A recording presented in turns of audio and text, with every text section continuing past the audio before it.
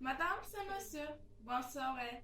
Bienvenue dans le journal. La crise économique entre les États-Unis et le Chinois a influencé la Turquie comme elle a influencé le monde entier.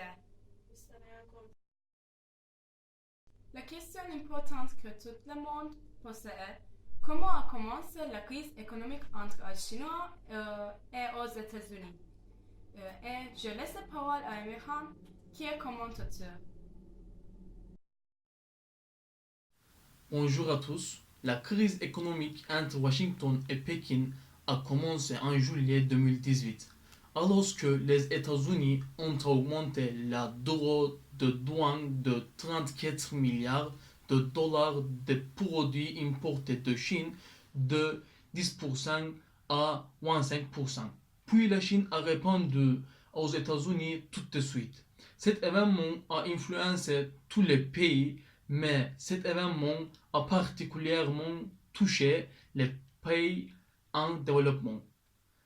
Nous pouvons montrer l'Argentine comme un exemple parce que peso avait rapidement perdu la valeur et l'économie d'Argentine a été détruite et l'Argentine a fait faillite. La Turquie a aussi traversé une période difficile. Le dollar a passé 10 lira, l'inflation a beaucoup augmenté et le déficit de compte courant a augmenté beaucoup. Puis la Turquie a reçu la dette de FMI, mais cette dette n'est pas suffisante. Ensuite, le niveau de bien-être a chuté, c'est pourquoi les protestations ont commencé devant le consulat. Merci. Le public a commencé à réagir en raison des conséquences de cette crise économique récente. Je laisse la parole à Tarek qui est reporter à la scène de crime. Merci Chebna. La manifestation continue. Il y a beaucoup de gens dans les rues. La police et les manifestantes se battent dans les rues depuis des heures. Je vais poser quelques questions aux manifestants. Oh, Amin, pouvez-vous présenter moi? Oui, euh, bonjour, je m'appelle Jean, j'ai 32 ans, j'ai 4 enfants, je suis marié, je travaille dans une usine fabrique, je travaille. Pouvez-vous me dire ce qui passait ici? Bien sûr, le peuple a commencé à protester cette situation économique. Ils ont le droit de faire ça, mais la violence de ces manifestants augmente. Ça peut être dangereux. J'ai vu il y avait beaucoup de personnes qui étaient blessées. Merci. Quels changements sont survenus dans votre vie depuis le début de la commerce gros?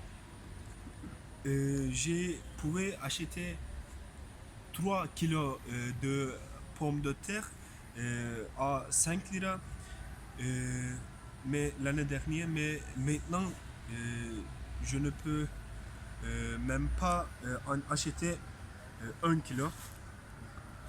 J'ai 4 enfants et ma femme n'a pas travaillé non plus.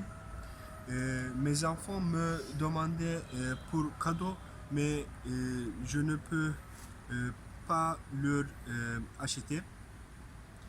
Oui. Quel est votre appel aux autorités?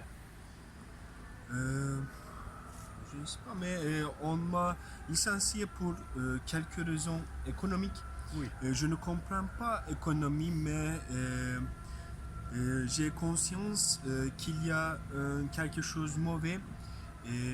S'il vous plaît, les responsabilités fixent cette situation économique. Merci beaucoup. Merci. Merci. Comme vous pouvez le voir, le peuple se révolte. Maintenant, si vous le souhaitez, nous allons prendre une évaluation des événements à travers les yeux d'un sociologue. Est-ce que vous m'expliquez l'effet de la guerre commerciale à la public? Cette guerre économique a un impact très négatif sur les conditions de vie des gens. Les gens étaient incapables de maintenir le calme alors qu'ils traversent une période économique difficile. Surtout, les gens avaient perdu l'espoir de franchir. La situation économique, c'est pour cela qu'ils sont devenus plus agressifs.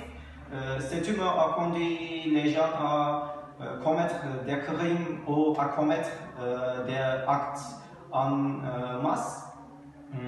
Le taux de criminalité qui est en train d'augmenter récemment montre bien ce comportement des gens.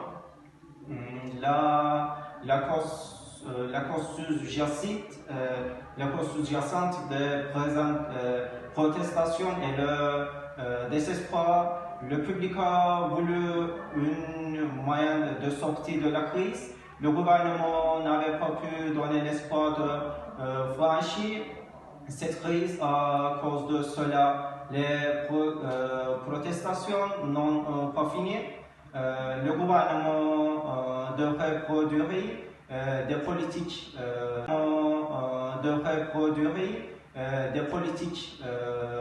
de résoudre ce problème et de remonter aux gens qui suivent ces politiques. Si le public croit que le gouvernement va changer les conditions, les gens vont être encore calmes. Merci. Merci.